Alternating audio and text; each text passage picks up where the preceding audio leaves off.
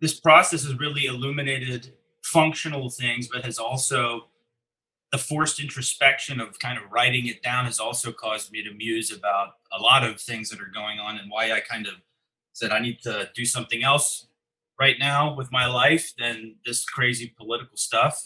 Because I was in Charlottesville, I saw that stuff, and it's like, man, if people are wearing helmets, bulletproof vests, and bringing guns and bats to political events, it's like this is starting to trend in a very interesting. That's right. The bias is in the wrong direction. Like, whoa, wait a minute. Looks a little bit medieval, man. It's like one of the rules is make the juice worth the squeeze, and it's like, I was having a lot of success, winning a lot of races, but it was like, to what is being accomplished. Like right. literally, so I won 4 congressional races in 1, 2, 3 cycles, and only one of them is still there.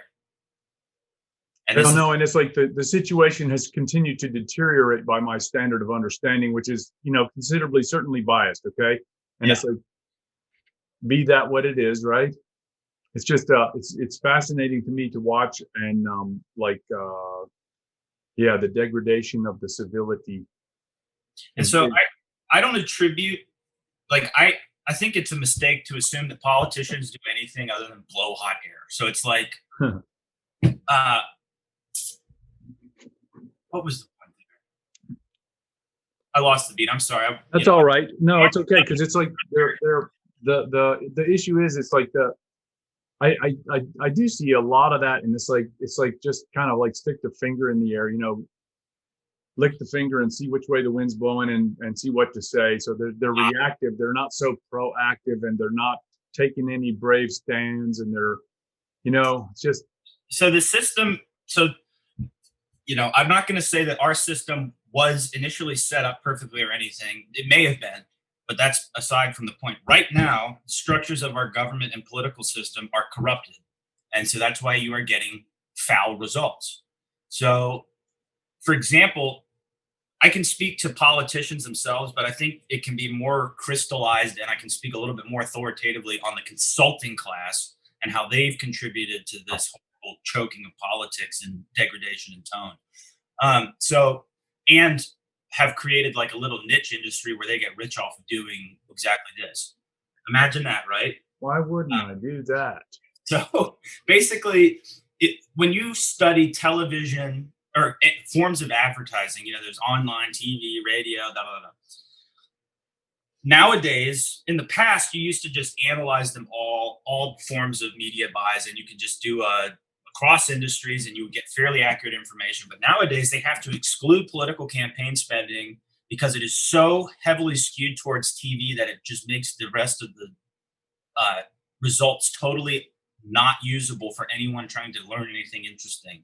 Because that's not making sense. Sure. So let me recapitulate. So let's talk about the gaining information from the way advertising money is spent.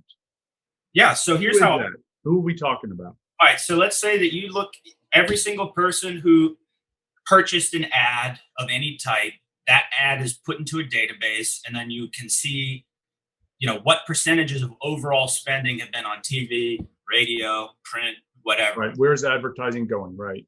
Right. So if you just look at every single advertising dollar in the United States right now, it would look like TV is still the dominant form of advertising.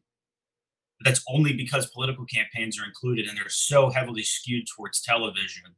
Right. And so part of the reason for that is the consulting class, the way most of them run their business in politics is they have agreements with the TV and print vendors where they get kickbacks if they spend the money. So it's like, oh my. From the consultant's perspective, it is a way better idea to spend all that money on TV, business-wise, than it is unethical sounding.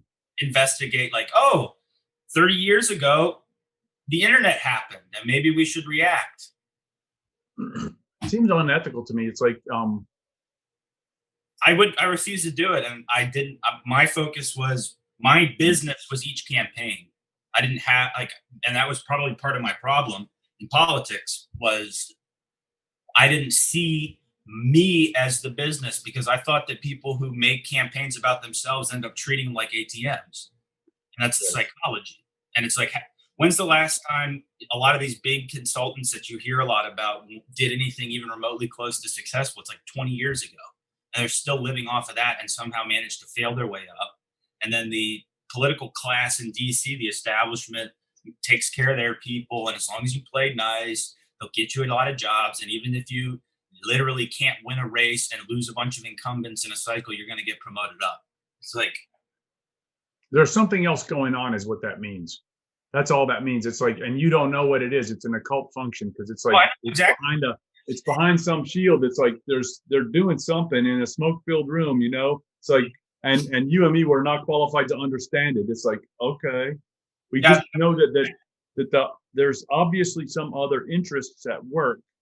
There's obviously some other incentives that have not been clearly delineated that are in the equation. So when you have a fouled up hierarchy that's in charge of the a hierarchy in some profession or whatever, if it's corrupted, it's probably going to be producing perverse results for some reason.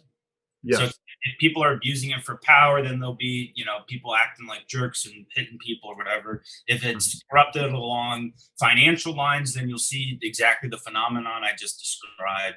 And it also explains why our politicians are so stupid. Because in the political world, like our political... that needs explanation. It's truly amazing. Incompetence is promoted and valued at this point. And as much as it's like go ahead. It's like, to me, the most recent presidential election cycle has demonstrated that competence is absolutely nothing. It is not. There is no value to it. It's like it's a placeholder that signs stuff. Yeah, no, that's exactly how the system works. And so the system, again, not to sound conspiratorial or trying to boil, that's appropriate disclaimers all in place. Right. And not to inappropriately boil things down to a univariate cause. But I would say that the system itself is set up to either incorporate disturbances or to eject them. What's that mean, eject the disturbance? So let's say the Tea Party movement is a disturbance. It's out. Right. So it gets co-opted, and so it doesn't disrupt the system. It becomes incorporated as a part of it. Yeah, it must be incorporated, co-opted, or destroyed, or invalidated by propagandistic means or something like that. Okay, I get that one. And so and then it's like, yes, disturbances that are generative of reinforcement of our existing and preferred bias. Those will be amplified by all means. And it's like it's coordinated, there's no doubt, between interested parties that are not obviously connected in the general public's mind. And but there is certain orchestration of interests, and I regard it. This is interesting because it's like,